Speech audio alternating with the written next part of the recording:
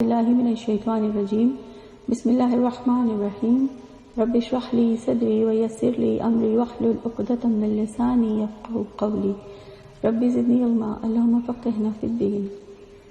پارہ نمبر 3 ہے اور پارہ نمبر 3 کا رکوع نمبر 1 ہے۔ موضوع ہے رسول ہمارے محسن۔ اللہ تعالیٰ نے اس رکوع میں واضح فرما دیا کہ یہ رسول ہیں جن میں سے بعض کو ہم نے بعض پر فضیلت دی ہے، اور اللہ فرماتے ہیں کہ بعض سے کلام کیا، بعض کو درجات میں بلند کیا اور رسولوں کو معجزات عطا فرمائے۔ اور پھر اللہ تعالیٰ نے اس رکوع کے اگلے حصے میں فرمایا کہ لوگوں نے رسولوں کے درمیان اختلاف کیا، کوئی کسی پر ایمان لے آیا اور کسی نے کسی کا انکار کر دیا، اور اگر اللہ چاہتا تو یہ آپس میں نہ لڑتے، یعنی اختلاف جو ہوا رسولوں میں یہ اللہ کی مشیت کے مطابق تھا۔ پھر اللہ تعالیٰ نے واضح فرما دیا کہ اللہ تعالیٰ لوگوں کو جبراً اختلاف سے نہیں روکتا، اور اللہ تعالیٰ جو چاہتا ہے کرتا ہے، اور اللہ تعالیٰ نے رسولوں کو انسانوں کی ہدایت کے لیے مقرر فرمایا۔ اس رکوع سے ہم نے اپنے لیے کیا لینا ہے کہ یہ سوچنا ہے کہ رسولوں کے ہماری زندگی پر کیا احسانات ہیں انشاءاللہ۔ رکوع نمبر 2 ہے۔ موضوع ہے انفاق فی سبیل اللہ اور اللہ کی ذات کا تعارف۔ رکوع کے ابتدائی حصے میں اللہ تعالیٰ نے انفاق فی سبیل اللہ کی بات کی کہ اللہ تعالیٰ نے ایمان کی قول دے کر فرمایا، اے ایمان والو اللہ کی راہ میں خرچ کرو اس سے پہلے کہ وہ دن آ جائے جس میں نہ تجارت ہوگی، نہ دوستی، اور نہ کوئی سفارش کام آئے گی۔ یعنی اللہ نے واضح کیا کہ مال جو دینا ہے اللہ کے لیے دینا ہے، اللہ کے دیے ہوئے مال میں سے دینا ہے، اور آخرت سے پہلے پہلے دینا ہے، یعنی موت سے پہلے پہلے دینا ہے۔ رکوع کے اگلے حصے میں آیت الکرسی ہے۔ آیت الکرسی کی بہت فضیلت ہمیں حدیث سے پتہ چلتی ہے۔ اللہ کے رسول صلی اللہ علیہ وآلہ وسلم نے فرمایا، جو ہر فرض نماز کے بعد آیت الکرسی پڑھ لے اس کو جنت میں جانے سے کوئی چیز نہیں روک سکتی سوائے موت کے۔ آیت الکرسی کیا ہے؟ آیت الکرسی میں اللہ تعالیٰ نے اپنا تعارف کروایا ہے۔ اللہ تعالیٰ فرماتے ہیں کہ اللہ تعالیٰ زندہ ہے، ہمیشہ سے زندہ تھا، ہمیشہ زندہ رہے گا، زندہ و جاوید ہے، کائنات کو سنبھالے ہوئے ہے، اس کے سوا کوئی الہ نہیں، وہ نہ سوتا ہے نہ اسے نیند آتی ہے، زمین اور آسمان کی ہر چیز کا مالک ہے، اس کی اجازت کے بغیر کوئی سفارش نہیں کر سکتا، اور وہ حاضر اور غائب سب کا جاننے والا ہے، اور کسی کو علم تب ہی ملتا ہے جب اللہ چاہتا ہے۔ اللہ کی حکومت آسمان اور زمین پر چھائی ہوئی ہے، اور آسمان اور زمین کی نگہبانی اسے نہیں تھکاتی، وہ بزرگ ہے، برتر ہے۔ پھر رکوع کے اگلے حصے میں دین کے بارے میں فرما دیا کہ دین کے معاملے میں کوئی زبردستی نہیں ہے، اور فرمایا کہ حق اور باطل کو واضح کر دیا۔ دین قبول کرنے کے لیے طاغوت کا انکار کرنا پڑتا ہے۔ طاغوت سے مراد ہر وہ سرکش قوت ہے جو اللہ کے مقابلے پہ آ جائے، اور اس سے مراد شیطان ہے۔ اور پھر فرمایا کہ جو دین کو قبول کرتا ہے گویا اس نے ایک ایسا مضبوط سہارا تھام لیا جو کبھی ٹوٹنے والا نہیں ہے۔ پھر رکوع کے اگلے حصے میں اللہ تعالیٰ نے ولی کی بات کی کہ اہل ایمان کا ولی یعنی دوست اللہ تعالیٰ ہے، جو انہیں تاریکیوں سے نکال کے روشنی میں لے جاتا ہے، اور کافروں کا ولی شیطان ہے، طاغوت ہیں، جو انہیں روشنی سے نکال کر تاریکیوں میں لے جاتے ہیں۔ تو اس رکوع سے ہم نے اپنے لیے کیا لیا کہ آیت الکرسی پڑھنے کو اپنی عادت بنانا ہے، صبح و شام، اور ہر فرض نماز کے بعد شعوری طور پر اللہ تعالیٰ کی صفات پر غور کرتے ہوئے آیت الکرسی کو پڑھنا ہے انشاءاللہ۔ رکوع نمبر 3 ہے۔ موضوع ہے کائنات کے حقائق۔ اللہ تعالیٰ نے اس رکوع میں موت کے بعد کی زندگی کے ثبوت کے لیے 3 واقعات پیش کیے ہیں۔ پہلا واقعہ نمرود اور حضرت ابراہیم علیہ السلام کا ہے کہ نمرود نے حضرت ابراہیم علیہ السلام سے جھگڑا کیا، اور جھگڑا کیا تھا کہ تیرا رب کون ہے؟ تو ابراہیم علیہ السلام نے جواب دیا کہ میرا رب تو وہ ہے جو زندگی اور موت کا مالک ہے۔ نمرود نے کہا کہ زندگی اور موت تو میرے اختیار میں بھی ہے۔ اور پھر کہا جاتا ہے کہ اس نے 2 ایسے قیدیوں کو بلوایا جن پر موت کی سزا کا فیصلہ ہو چکا تھا، ان قیدیوں میں سے اس نے ایک کو رہا کرنے کا حکم دے دیا اور ایک کو اسی وقت اپنے دربار میں اس کا سر قلم کر دیا، اور پھر کہا کہ دیکھو میں نے بھی جس کو چاہا زندگی دے دی، جس کو چاہا موت دے دی۔ حضرت ابراہیم علیہ السلام نے اس کو پھر اگلی دلیل یہ دی کہ میرا رب تو وہ ہے جو سورج کو مشرق سے نکالتا ہے، تو اگر رب ہونے کا دعویٰ کرتا ہے تو سورج کو مغرب سے نکال دے۔ اور پھر اللہ فرماتے ہیں کہ نمرود لاجواب ہو گیا، حیران و ششدر رہ گیا۔ تو اللہ تعالیٰ کا فیصلہ کہ اللہ ظالم قوم کو ہدایت نہیں دیتا۔ پھر دوسرا واقعہ، اللہ تعالیٰ نے ایک تباہ شدہ بستی کا بیان کیا کہ بیت المقدس کی بستی تھی اور بخت نصر نے اس کو اجاڑ دیا تھا، وہاں کے رہنے والوں کو مار دیا تھا اور پوری بستی کو تہس نہس کر دیا تھا۔ تو حضرت عزیر علیہ السلام کا وہاں سے گزر ہوا اور انہوں نے بستی کو دیکھ کر سوچا کہ کیا اللہ اس بستی کو یا اس کے رہنے والوں کو دوبارہ زندگی بخش سکتا ہے؟ اللہ کیسے زندگی بخشے گا؟ تو اللہ تعالیٰ نے اس کے جواب کے لیے ان کو 100 سال تک سلا دیا اور 100 سال کے بعد ان کو جگایا اور ان کو کہا کہ دیکھو اپنے کھانے پینے کی چیزوں کی طرف اور اپنے گدھے کی طرف، کہ ان کا کھانا پینا خراب نہیں ہوا تھا لیکن ان کا گدھا ڈھانچہ بن گیا تھا جس کو اللہ نے دوبارہ زندہ کیا، اور اللہ نے کہا کہ اللہ تعالیٰ اسی طرح قیامت کے دن موت کے بعد دوبارہ زندگی کرے گا، دوبارہ زندگی دے گا۔ تیسرا واقعہ بھی حضرت ابراہیم علیہ السلام کا ہے کہ حضرت ابراہیم علیہ السلام نے اللہ سے یہ سوال کیا تھا کہ یا اللہ تو مردوں کو کیسے زندہ کرتا ہے؟ تو اللہ تعالیٰ نے جواب دیا کہ اچھا 4 پرندوں کو اپنے سے مانوس کرو اور پھر انہیں ذبح کر کے ان کے ٹکڑوں کو پہاڑ کے مختلف حصوں پہ رکھ دو اور پھر پکارو تو وہ دوڑے چلے آئیں گے۔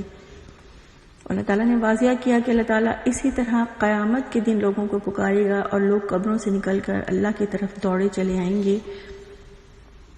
اللہ تعالیٰ با اقتدار ہے، اللہ تعالیٰ حکیم ہے، زندگی اور موت صرف اللہ ہی کے اختیار میں ہے، اللہ ہر چیز پر قدرت رکھنے والا ہے۔ تو ہم نے اس رکوع سے اپنے لیے کیا لیا کہ تو ہم نے لوگوں کو دعوت دیتے ہوئے قرآن و سنت سے دلیل سے بات کرنی ہے، قرآن و سنت سے گواہی دینی ہے اور کائنات سے گواہی دینی ہے انشاءاللہ۔ رکن نمبر 4 ہے، موضوع ہے انفاق فی سبیل اللہ کے آداب۔ اللہ تعالیٰ نے مثال بیان کی کہ اللہ کی راہ میں دینے کی مثال اس طرح سے ہے جیسے ایک دانہ زمین میں بویا جائے اور پھر اس سے 7 بالیاں یا 7 سٹے اگیں اور ہر بالی یا سٹے میں 100 دانے ہوں، تو اس طرح گویا ایک دانہ بو کر 700 دانے حاصل ہوں۔ تو اللہ نے اسی طرح سے مثال سے سمجھایا ہے کہ اللہ کی راہ میں دینا بھی ایسے ہی ہے جیسے ایک چیز دی جائے اور اس کے بدلے میں اللہ 700 گنا یا اس سے بھی کہیں بڑھا چڑھا کے اجر عطا فرمائے۔ پھر دوسری مثال اللہ تعالیٰ نے ریاکاری کی دی کہ جو لوگوں کو دکھاوے کے لیے خرچ کرتے ہیں ان کی مثال ایسے ہے جیسے کوئی چٹان ہو اور اس پر مٹی کی تہ ہو، جب بارش برسے تو وہ ساری مٹی بہہ جائے اور چٹان بالکل صاف رہ جائے۔ تو ریاکاری سے یا ریاکاری کی نیت سے کیے گئے خرچ کی مثال اسی طرح سے ہے کہ آخرت میں اس کا کوئی اجر نہیں ہوگا، کوئی فائدہ نہیں ہوگا۔ اور پھر اللہ نے فرمایا کہ جو اللہ کی رضا کے لیے خرچ کرتے ہیں ان کی مثال اس طرح ہے جیسے ایک بلند سطح پر کوئی باغ ہو اور پھر اگر زور سے بارش ہو تو بھی اس کا پھل دگنا آئے، اور اگر ہلکی بارش ہو تو بھی اس کی فصل اچھی ہو اور پھل دگنا آئے۔ یعنی اللہ کی رضا کے لیے جو خرچ کیا جاتا ہے وہ خواہ تھوڑا کیا جائے یا زیادہ کیا جائے، اللہ اس کو قبول کرتے ہیں اور اللہ بہترین اجر عطا فرماتے ہیں۔ پھر رکوع کے اگلے حصے میں اللہ تعالیٰ نے انفاق کے آداب بتائے ہیں کہ اللہ کی راہ میں مال دے کے احسان نہ جتائیں۔ اللہ نے واضح کہہ دیا کہ اے ایمان والو اپنے صدقات احسان جتلا کر اور تکلیف پہنچا کر ضائع نہ کرو۔ ایک حدیث سے ہمیں پتہ چلتا ہے اللہ کے رسول صلی اللہ علیہ وآلہ وسلم نے فرمایا کہ 3 قسم کے لوگ ہوں گے کہ قیامت کے دن اللہ تعالیٰ نہ ان سے بات کرے گا، نہ ان پر رحمت کی نظر ڈالے گا اور نہ ہی انہیں پاک کرے گا، بلکہ ان کے لیے دردناک عذاب ہے۔ نمبر 1 دے کر احسان جتلانے والا، نمبر 2 ٹخنوں سے نیچے کپڑا لٹکانے والا، اور نمبر 3 جھوٹی قسم کھا کر مال بیچنے والا۔ تو اللہ تعالیٰ نے واضح کر دیا کہ اپنے صدقات دے کر احسان نہیں جتلانے، کسی کو دکھ یا تکلیف نہیں دینی، اور پھر ریاکاری نہیں کرنی۔ اور اللہ نے واضح فرمایا کہ اللہ تعالیٰ اپنی باتیں اس لیے بیان کرتا ہے شاید کہ تم غور و فکر کرو۔ تو اللہ تعالیٰ نے یہاں واضح فرما دیا کہ اللہ تعالیٰ جس کے عمل کو چاہتا ہے بڑھا دیتا ہے، اللہ تعالیٰ بے نیاز ہے۔ اور اس رکوع سے ہم نے اپنے لیے کیا لیا کہ اللہ کی راہ میں دل کھول کر خرچ کرنا ہے اور دین کی اشاعت کے کاموں میں خود بھی خرچ کرنا ہے اور دوسروں کو بھی ترغیب دلانی ہے انشاءاللہ۔ رکوع نمبر 5 ہے، موضوع ہے انفاق کے راستے۔ اللہ تعالیٰ نے انفاق کے طریقے بتائے ہیں۔ اس رکوع میں اللہ تعالیٰ فرماتے ہیں کہ بہتر حصہ اللہ کی راہ میں خرچ کرو، یعنی مال کا بہترین حصہ اللہ کی راہ میں خرچ کرو، اور بری اور ردی چیزیں اللہ کی راہ میں نہ دو، یعنی ایسی چیزیں جو اگر تمہیں کوئی دے تو تمہیں برا لگے، تو ایسی چیز اللہ کی راہ میں بھی نہ دو۔ پھر فرمایا شیطان مفلسی سے ڈر کے صدقے سے روکتا ہے، یعنی شیطان مفلسی سے ڈراتا ہے کہ اللہ کی راہ میں دو گے تو تمہاری اپنی ضرورتوں کے لیے مال کم پڑ جائے گا، تو یہ شیطان کا وسوسہ ہے، شیطان کے وسوسے میں نہیں آنا اور انفاق سے نہیں رکنا۔ اور پھر فرمایا شیطان نیکی سے روک کر بے حیائی کے کاموں میں خرچ کرواتا ہے، تو صدقے سے رک کر بے حیائی کے کام نہیں کرنے۔ پھر فرمایا کہ ہر صدقہ اور ہر نظر جو ہے وہ صرف اللہ کے لیے ہو، اور اپنے صدقات اعلانیہ بھی دیے جا سکتے ہیں، اگر کسی دوسرے کو ترغیب دلانا مقصود ہو تو ظاہر کر کے دیے جا سکتے ہیں، اور صدقات کو چھپا کر دینے میں زیادہ اجر ہے۔ اللہ تعالیٰ فرماتے ہیں کہ اللہ اس سے گناہوں کو معاف فرما دیتے ہیں۔ اور پھر فرمایا کہ اللہ کی راہ میں جو بھی دو گے اللہ اس کا تمہیں پورا پورا اجر دے گا۔ اور پھر فرمایا کہ انفاق کے مستحقین دین کے خدمتگار ہیں، یعنی جنہوں نے اپنے آپ کو دین کے لیے وقف کر لیا ہے اور وہ لوگوں سے لپٹ کر سوال نہیں کرتے اور لوگ ان کو مالدار سمجھتے ہیں، تو ایسے سفید پوش لوگ زیادہ مستحق ہیں انفاق کے۔ اور پھر فرمایا کہ اللہ تعالیٰ بے نیاز ہے اور اللہ تعالیٰ جس کو چاہتا ہے حکمت ادا کرتا ہے، اللہ تعالیٰ ہر کام کی خبر رکھنے والا ہے، اور اللہ تعالیٰ کی رضا کی خاطر جو مال خرچ کرو گے اللہ اس کے پورے پورے اجر دے گا۔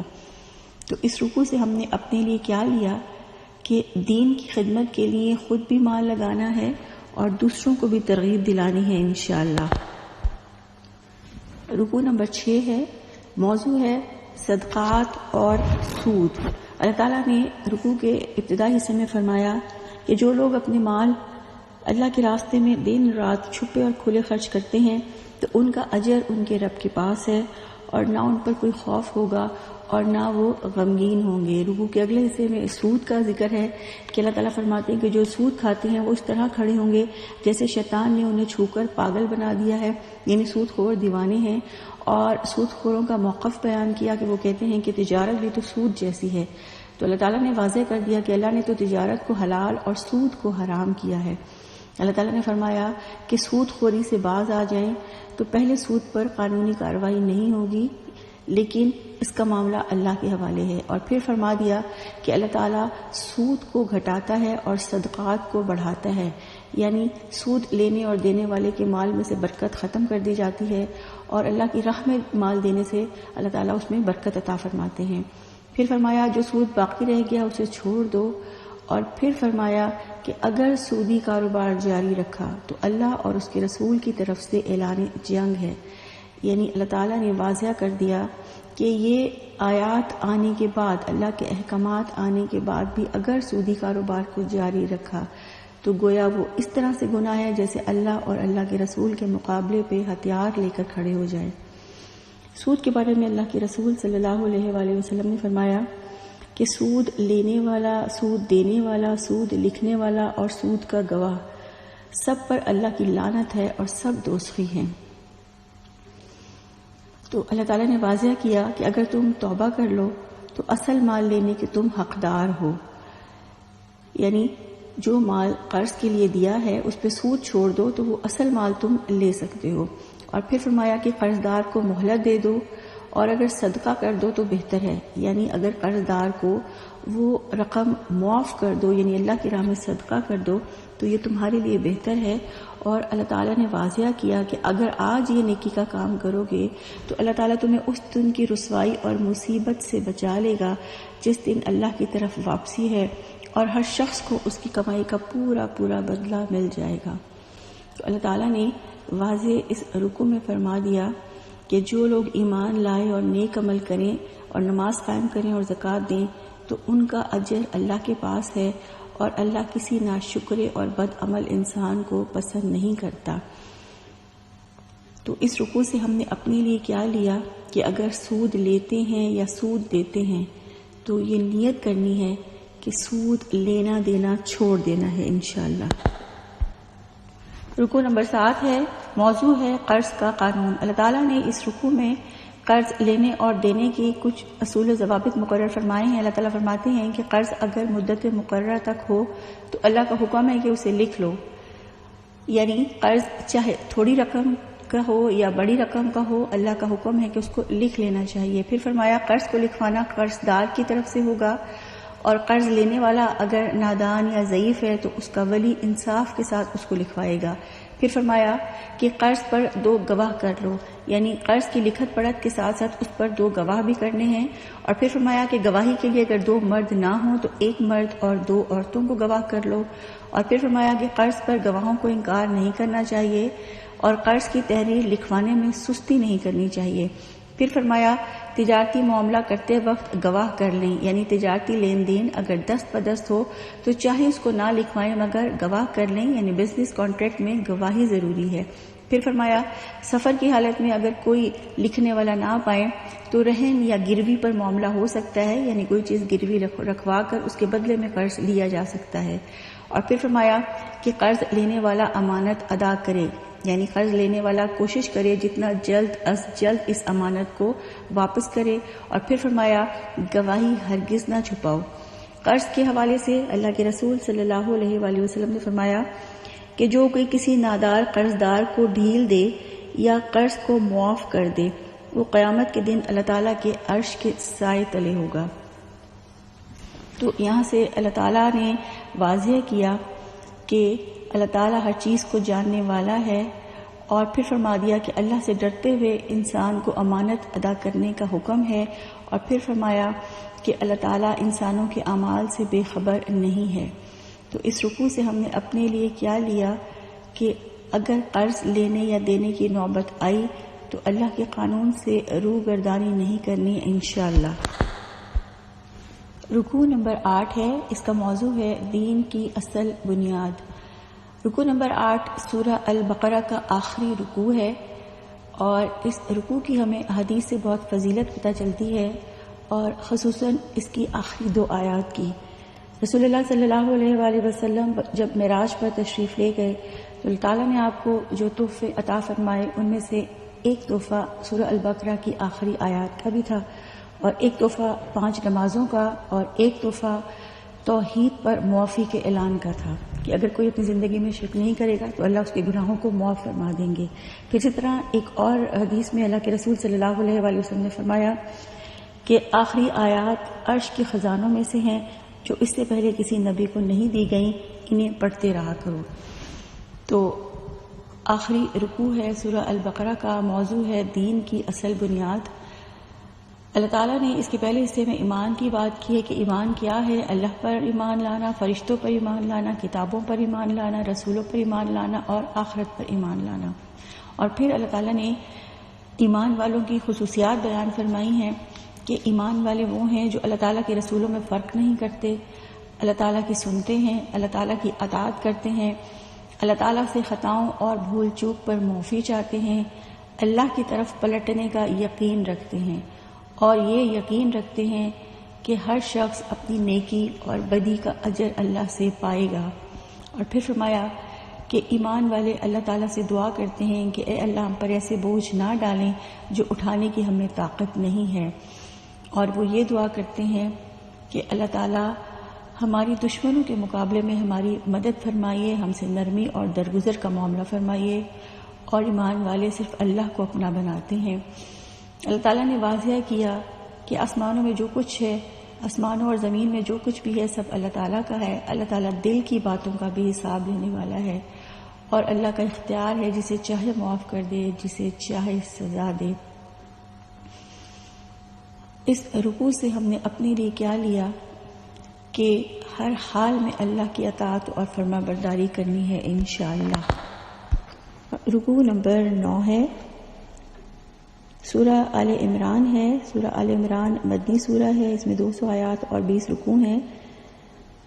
سورہ آل عمران کی فضیلت کے لیے حدیث دیکھ لیتے ہیں. اللہ کے رسول صلی اللہ علیہ وآلہ وسلم نے فرمایا کہ قیامت کے دن یہ 2 روشن صورتیں سورہ البقرہ اور سورہ آل عمران 2 بادلوں کی طرح، 2 سائبانوں کی طرح یا 2 پر کھولے ہوئے پرندوں کی طرح سے آئیں گی اور اپنے پڑھنے والے کے حق میں اللہ کے آگے سفارش کریں گی. سورہ آل عمران کا آغاز اللہ تعالیٰ کے نام سے ہے جو وسیع رحمت والا، بہت رحم کرنے والا ہے. رکوع کے آغاز میں اللہ تعالیٰ نے اپنی ذات کا تعارف فرمایا ہے اور اس کا موضوع بھی یہی ہے، توحید. اللہ تعالیٰ نے فرمایا کہ اللہ تعالیٰ کون ہے؟ اللہ زندہ اور جاوید ہے. اللہ تعالیٰ ساری کائنات کو سنبھالے ہوئے ہے، اس کے سوا کوئی خدا نہیں. اس نے ساری کتابیں نازل فرمائی، اس نے سارے انسانوں کی رہنمائی فرمائی اور اللہ نے حق اور باطل کے فرق کو واضح کیا. اللہ تعالیٰ کے احکامات کو قبول نہ کرنے والوں کے لیے سخت عذاب ہے. اللہ تعالیٰ بے پناہ طاقت کا مالک ہے. اللہ تعالیٰ برائی کا بدلہ دینے والا ہے. زمین اور آسمان کی کوئی چیز اللہ تعالیٰ سے پوشیدہ نہیں. اللہ تعالیٰ جیسے چاہتا ہے صورتیں بناتا ہے. اللہ تعالیٰ زبردست حکمت والا ہے. اللہ تعالیٰ نے ہی یہ کتاب قرآن مجید نازل فرمائی. اللہ تعالیٰ دلوں کو بدل سکتا ہے. اللہ تعالیٰ ہی سب انسانوں کو ایک روز جمع کرنے والا ہے اور اللہ تعالیٰ اپنے وعدے کے خلاف نہیں کرتا. پھر اللہ نے واضح فرما دیا کہ اللہ تعالیٰ نے انسانی رہنمائی کے لیے تورات اور انجیل جیسی کتابیں بھیجیں اور حق اور باطل کا فرق کرنے کے لیے قرآن مجید نازل فرمایا. اور پھر اللہ نے واضح فرما دیا کہ رہنمائی محکم آیات سے لی جا سکتی ہے. یعنی اللہ تعالیٰ نے 2 طرح کی آیات قرآن پاک میں جو بیان فرمائی ہیں، ایک محکمات ہیں اور ایک متشابہات ہیں. محکمات سے مراد وہ آیات ہیں جن کے معنی اور مفہوم بالکل واضح ہیں، اور متشابہات وہ ہیں جن کے معنی اور مفہوم واضح نہیں ہیں. تو اللہ تعالیٰ نے واضح کہہ دیا کہ جو رہنمائی حاصل کرنے والے ہیں وہ محکم آیات پر غور و فکر کرتے ہیں اور رہنمائی لے لیتے ہیں، لیکن جو رہنمائی سے بھاگنے والے ہیں، جن کے دلوں میں کجی ہے، ٹیڑھ ہے، جو قرآن سے رہنمائی نہیں لینا چاہتے، وہ متشابہات کے پیچھے پڑے رہتے ہیں. اور پھر فرمایا کہ قرآن سے رہنمائی تو صرف عقل مند لوگ ہی لیتے ہیں اور فائدہ وہی اٹھاتے ہیں جو علم میں پختہ کار ہیں.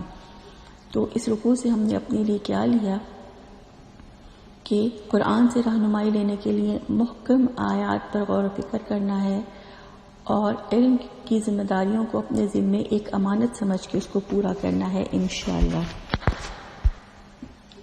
رکوع نمبر 10 ہے، موضوع ہے دنیا کی نعمتیں بامقابلہ آخرت کی نعمتیں.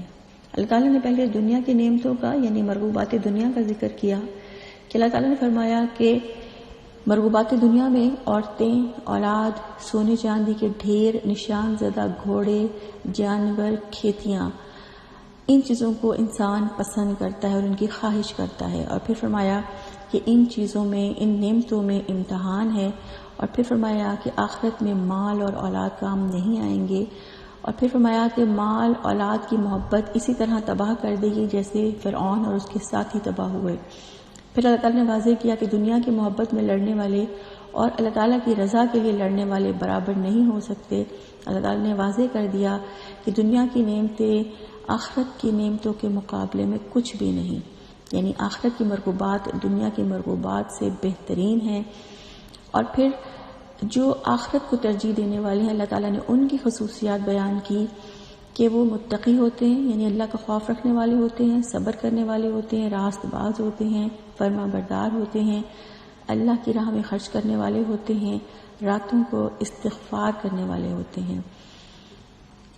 کفار کا انجام بتا دیا اللہ تعالیٰ نے اس رکوع میں کہ وہ مغلوب ہو جائیں گے، کبھی غالب نہیں آئیں گے، ان کے مال اور ان کی اولادیں ان کے کسی کام نہیں آئیں گی اور ان کا حال بھی فرعون اور پچھلی قوموں جیسا ہوگا. اور اللہ نے واضح کیا کہ اللہ کے نزدیک دین صرف اسلام. رکوع نمبر 11 ہے، موضوع ہے اللہ ہی سارے اختیارات کا مالک ہے. رکوع کی ابتدا میں اللہ تعالیٰ نے فرمایا کہ جو اللہ کی نشانیوں کا انکار کرنے والے ہیں وہ کون ہیں؟ وہ ہیں جو پیغمبروں کو ناحق قتل کرتے ہیں اور اللہ تعالیٰ کی طرف بلانے والوں کی جان کے در پہ ہو جاتے ہیں۔ ایسے لوگوں کے اللہ نے فرما دیا کہ ان کے اعمال دنیا اور آخرت میں ضائع ہو گئے، اور اللہ تعالیٰ نے ایسے کافروں سے مومنوں کو روک دیا کہ وہ مومن ان کافروں سے دوستی ہرگز نہ کرے۔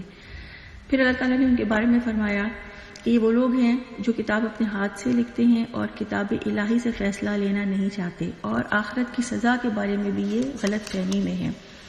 پھر رکوع کے اگلے حصے میں اللہ نے واضح کر دیا کہ اللہ تعالیٰ مالک الملک ہے، ساری بادشاہت اللہ کے اختیار میں ہے، اللہ تعالیٰ جسے چاہے حکومت دے، جسے چاہے چھین لے، عزت اور ذلت اللہ کے اختیار میں ہے۔ اسی طرح دن اور رات کا لانا اور لے جانا بھی اللہ کے اختیار میں ہے۔ اللہ تعالیٰ جاندار سے بے جان کو اور بے جان سے جاندار کو نکالتا ہے۔ اللہ جسے چاہتا ہے بے حساب رزق دیتا ہے۔ اللہ تعالیٰ اپنی ذات سے ڈراتا ہے، اللہ دل کے چھپے حال سے واقف ہے، اور اللہ کا اقتدار ہر چیز پر حاوی ہے، اور اللہ تعالیٰ اپنے بندوں کا نہایت خیر خواہ ہے۔ تو ہم نے اس رکوع سے اپنے لیے کیا لیا کہ اپنے دل کو اللہ کے لیے خالص کرنا ہے، اور جو اللہ کے دین کے اور اللہ کے طریقوں کے خلاف ہیں ان سے دلی دوستیاں ختم کرنی ہے انشاءاللہ۔ رکوع نمبر 12 ہے، موضوع ہے انبیاء کا دین ایک ہے۔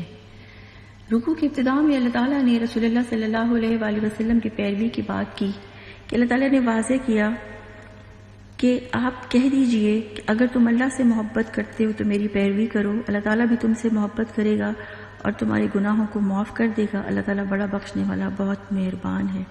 یعنی اللہ نے واضح کیا کہ اللہ کی محبت کا تقاضا یہ ہے کہ رسول اللہ صلی اللہ علیہ وآلہ وسلم کی پیروی کی جائے، اور اس کے نتیجے میں اللہ بھی تم سے محبت کرے گا اور تمہارے گناہوں کو معاف کر دے گا۔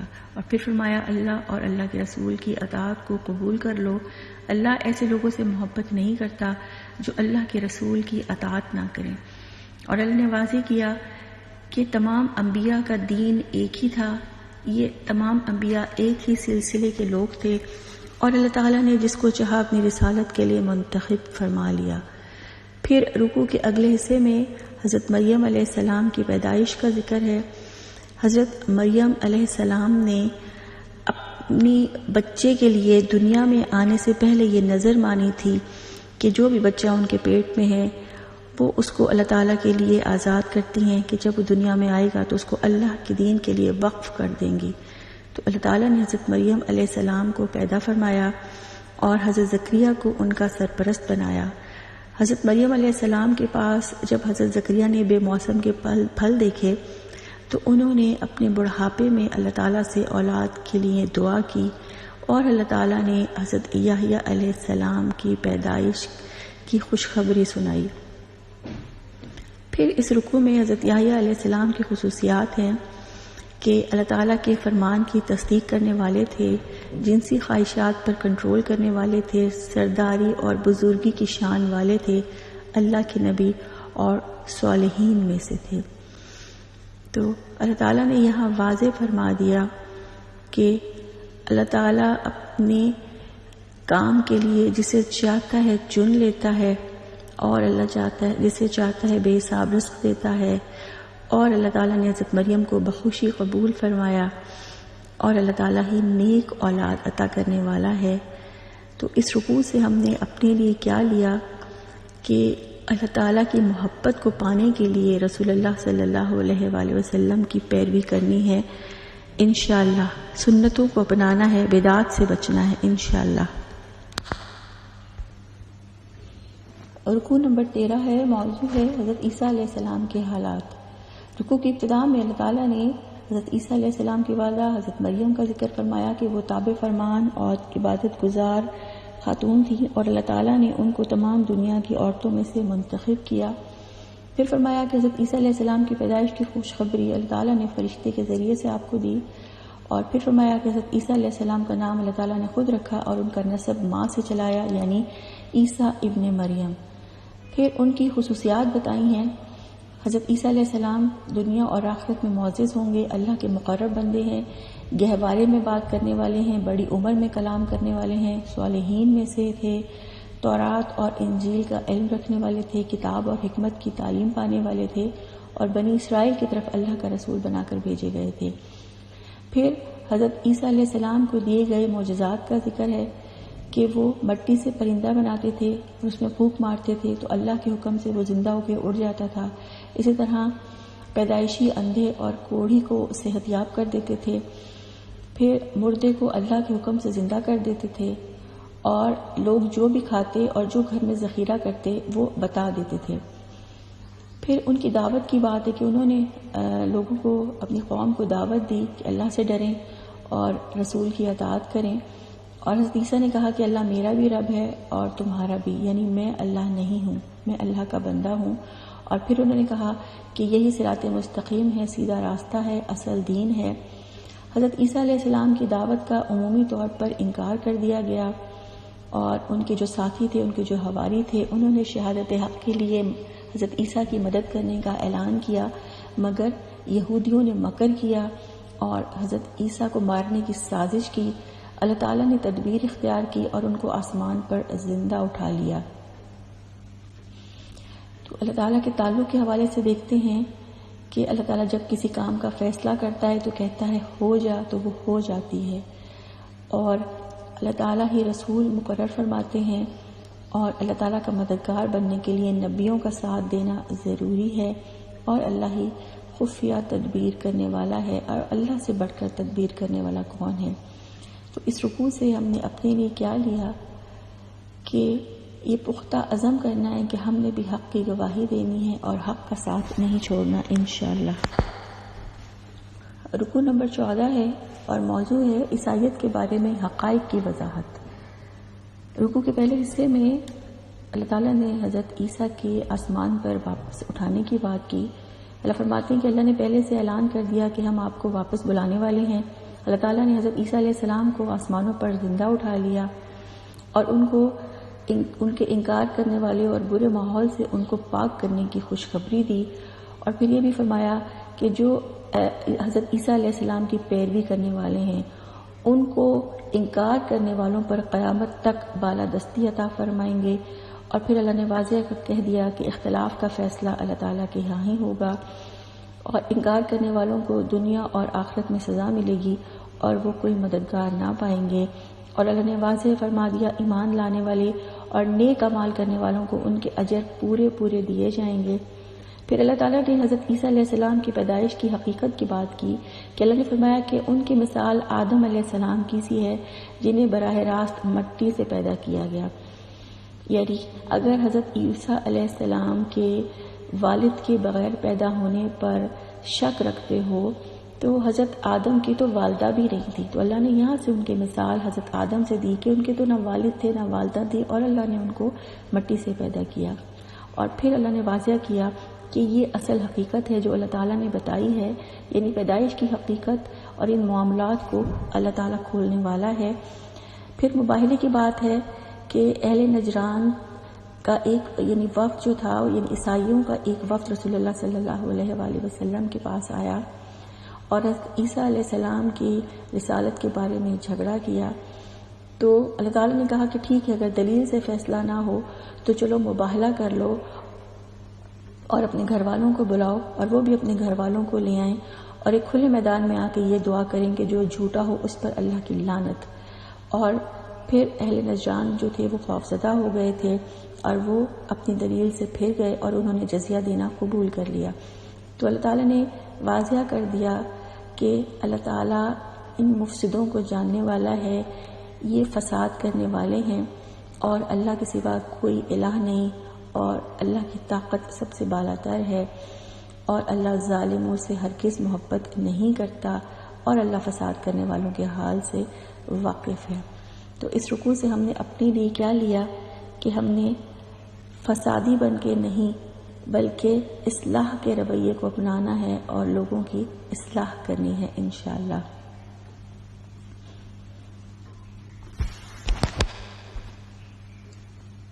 رکوع نمبر 15 ہے، موضوع ہے اہل کتاب کو دعوت. اللہ تعالیٰ نے اس رکوع کی ابتدا میں فرما دیا کہ اہل کتاب کو دعوت دیتے وقت بات اختلافات سے شروع نہیں کرنی، بلکہ اللہ نے طریقہ فرما دیا کہ آپ کہہ دیں کہ اے اہل کتاب آؤ اس کلمے پر جو ہم میں اور تم میں مشترک ہے. اور ان کو دعوت دینی ہے کہ اللہ کے سوا کسی کی بندگی نہ کریں، اللہ کے سوا کسی کو شریک نہ ٹھہرائیں، اور ہم میں سے کوئی اللہ کے سوا کسی کو رب نہ بنائے۔ اور پھر اللہ تعالیٰ نے حضرت ابراہیم علیہ السلام کے بارے میں جو ان کا جھگڑا تھا اس کی وضاحت کی کہ جھگڑے کا تو کوئی جواز نہیں، اور تورات اور انجیل حضرت ابراہیم علیہ السلام کے بعد نازل ہوئے، کیونکہ یہودی کہتے تھے کہ حضرت ابراہیم علیہ السلام یہودی نسل سے تھے، اور عیسائی کہتے تھے حضرت ابراہیم علیہ السلام عیسائی نسل سے تھے۔ تو اللہ نے واضح کر دیا کہ تورات اور انجیل حضرت ابراہیم علیہ السلام کے بعد نازل ہوئیں، تو فرمایا کہ جن معاملات کا تمہیں علم ہی نہیں اس کے بارے میں کیوں جھگڑتے ہو۔ اور اللہ نے واضح کر دیا کہ ابراہیم علیہ السلام نہ تو یہودی تھے نہ عیسائی تھے، بلکہ وہ یکسو مسلم تھے اور مشرکوں میں سے بھی نہ تھے۔ تو اللہ تعالیٰ نے اہل کتاب کی دشمنی کی وضاحت کی، اور اہل کتاب کی دشمنی کو سامنے رکھا کہ وہ تمہیں یعنی مسلمانوں کو راہ راست سے ہٹانا چاہتے ہیں، ان کے دین سے پھیرنا چاہتے ہیں، اور اہل کتاب اللہ کی آیات کا انکار کرتے ہیں، حق پر باطل کا رنگ چڑھاتے ہیں، جانتے بوجھتے حق کو چھپاتے ہیں۔ تو اللہ تعالیٰ نے یہاں وضاحت کی کہ اللہ کے سوا کسی کو اپنا رب نہیں بنانا، اللہ کے سوا کسی کی غلامی نہیں کرنی، اور اللہ تعالیٰ کی آیات کا انکار نہیں کرنا۔ تو اس رکوع سے ہم نے اپنے لیے کیا لیا کہ اہل کتاب یعنی یہودیوں اور عیسائیوں کی سازشوں سے بچنے کے لیے قرآن ہی محفوظ پناہ گاہ ہے۔ تو قرآن کو بہترین طریقے سے سیکھنا سمجھنا ہے اور اس کے پیغام کو آگے پہنچانا ہے انشاءاللہ۔ رکوع نمبر 16 ہے، موضوع ہے اہل کتاب اور اہل اسلام کے طرز عمل کی وضاحت۔ اللہ تعالیٰ نے اہل کتاب کی بات کی ہے کہ ان میں سے ایک گروہ یہ سازش کرتا ہے کہ صبح ایمان لاؤ اور شام کو انکار کر دو، شاید کہ وہ اپنے ایمان سے پھر جائیں۔ یعنی صبح ایمان لاؤ شام کو انکار کر دو، اور شام کو ایمان لاؤ اور صبح انکار کر دو، تاکہ اہل اسلام کو اسلام کے بارے میں شکوک و شبہات میں ڈال دو کہ وہ یہ شک میں پڑ جائیں کہ شاید اسلام میں ہی کوئی خرابی ہے کہ ابھی تو یہ ایمان لائے تھے اور اب اپنے ایمان سے پھر گئے۔ تو اللہ کہتے ہیں کہ اہل کتاب اپنے مذہب والوں کے سوا کسی کی بات نہیں ماننے دیتے، تو تم اہل کتاب کی بات نہ مانو۔ اور پھر فرمایا کہ اہل کتاب میں سے کچھ ایسے بھی ہیں کہ ان پر اعتماد کر کے اگر مال کا ڈھیر لگا دو تو وہ امانت کے ساتھ تمہیں واپس کر دیں گے، اور ان میں سے کچھ ایسے بھی ہیں کہ اگر 1 دینار بھی انہیں دو تو ان کا بھروسہ نہیں کہ وہ تمہیں واپس کریں یا نہ کریں۔ پھر فرمایا کہ اہل کتاب پڑھتے ہوئے زبان کو الٹ پھیر کرتے ہیں تاکہ عبارت بدل جائے، مفہوم بدل جائے۔ اور پھر فرمایا کہ کوئی نبی یہ نہیں کہہ سکتا کہ فرشتوں اور پیغمبروں کو رب بنا لو، یعنی کسی نبی کی شان کے لائق ہی نہیں ہے کہ وہ اللہ کے سوا کسی اور کی بندگی کا حکم دے۔ تو اللہ تعالیٰ نے اس رکوع میں اللہ کے ہاں نجات پانے والوں کی بھی خصوصیات بیان کی ہیں کہ اللہ کے ہاں نجات پانے والے کون ہیں؟ جو اللہ کا بن کر رہتے ہیں، جو اپنے عہد کو پورا کرتے ہیں، جو پرہیزگار ہیں، تقوی والے ہیں اور اللہ کے خوف سے گناہوں سے بچتے ہیں۔ تو اللہ تعالیٰ نے واضح فرما دیا کہ فضل اور شرف تو اللہ کے اختیار میں ہے، وہ جسے چاہے عطا کرے۔ اللہ سب جانتا ہے اور اللہ اپنی رحمت کے لیے جس کو چاہتا ہے خاص کر لیتا ہے۔ اور پھر فرمایا کہ اللہ کی کتاب کی تعلیم کا تقاضا ہے کہ لوگوں کو اللہ والا بننے کی دعوت دیں۔ تو ہم نے اپنے لیے کیا لیا اس رکوع سے کہ ایک تو یہ کہ عہدوں کو پورا کرنا ہے انشاءاللہ، اور دوسرا یہ کہ دنیا پر آخرت کو ترجیح دینی ہے انشاءاللہ۔ رکوع نمبر 17 ہے، موضوع ہے پیغمبروں سے لیا جانے والا عہد۔ اللہ تعالیٰ نے پیغمبروں سے جو عہد لیا وہ یہ تھا کہ اپنے بعد آنے والے رسول پر ایمان لانا ہوگا اور اس کی مدد کرنی ہوگی، اور پھر اس عہد کی ساری ذمہ داری کا اقرار کروایا گیا، اور پھر اللہ تعالیٰ خود بھی اس عہد پر گواہ ہیں۔ پھر رکوع کے اگلے حصے میں اللہ نے واضح کیا کہ اسلام کے ماں سوا کوئی طریقہ قابل قبول نہیں ہوگا۔ اللہ تعالیٰ نے واضح کیا کہ زمین اور آسمان ہر چیز اللہ کی تابع فرمان ہے۔ اسلام انبیاء پر ایمان لانے اور ان کے درمیان فرق نہ کرنے سے قائم رہتا ہے۔ سب کو اللہ کی طرف لوٹنا ہے اور اسلام کے سوا کوئی طریقہ قبول نہیں کیا جائے گا۔ اسلام کو چھوڑنے والے آخرت میں ناکام و نامراد رہیں گے۔ اللہ تعالیٰ ایسے لوگوں کو ہدایت نہیں دیتا جو کفر کا طریقہ اختیار کرتے ہیں، وہی ظالم ہیں۔ اور پھر فرمایا اسلام کو چھوڑنے کا بدلہ اللہ تعالیٰ فرشتوں اور تمام انسانوں کی لعنت ہے، اور پھر فرمایا کہ جو توبہ کر کے اصلاح کرتا ہے ایسے لوگوں پر رحمت ہوگی، اور جو کفر میں بڑھتے چلے جائیں گے ان کی نہ تو توبہ قبول ہوگی اور نہ ہی ان سے کوئی فدیہ لیا جائے گا۔ اللہ تعالیٰ نے واضح کیا کہ اللہ تعالیٰ کی فرما برداری کا طریقہ اپنے آپ کو اللہ کے سپرد کرنا ہے، اور اللہ تعالیٰ ظالموں کو ہدایت نہیں دیتا، اور اللہ تعالیٰ پر ایمان لانے والے سارے انبیاء کی تعلیمات کو مانتے ہیں اور ہر چیز کو اللہ ہی کی طرف لوٹنا ہے۔ تو اس رکوع سے ہم نے اپنے لیے کیا لیا کہ اپنے گناہوں کی معافی مانگنی ہے، توبہ کرنی ہے اور کثرت سے استغفار کرنا ہے انشاءاللہ۔ یہ تھا پارہ نمبر 3۔ اللہ سے دعا ہے اللہ تعالیٰ میں اس کا سچا اور صحیح فہم عطا فرمائے، اس پر عمل کرنے والا اور اس کو آگے پہنچانے والا بنائے۔ آج کی حدیث ہے، اللہ کے رسول صلی اللہ علیہ وآلہ وسلم نے فرمایا کہ بے شک اللہ تعالیٰ بندے کی توبہ اس وقت تک قبول کرتا ہے جب تک اس پر موت کا غرغرہ طاری نہیں ہو جاتا۔ تو انشاءاللہ جان حلق میں آنے سے پہلے اللہ سے اپنے گناہوں کی معافی مانگنی ہے۔ سبحانک اللہم و بحمدک نشہد ان لا الہ الا انت نستغفرک و نتوب الیک۔ السلام علیکم ورحمۃ اللہ وبرکاتہ۔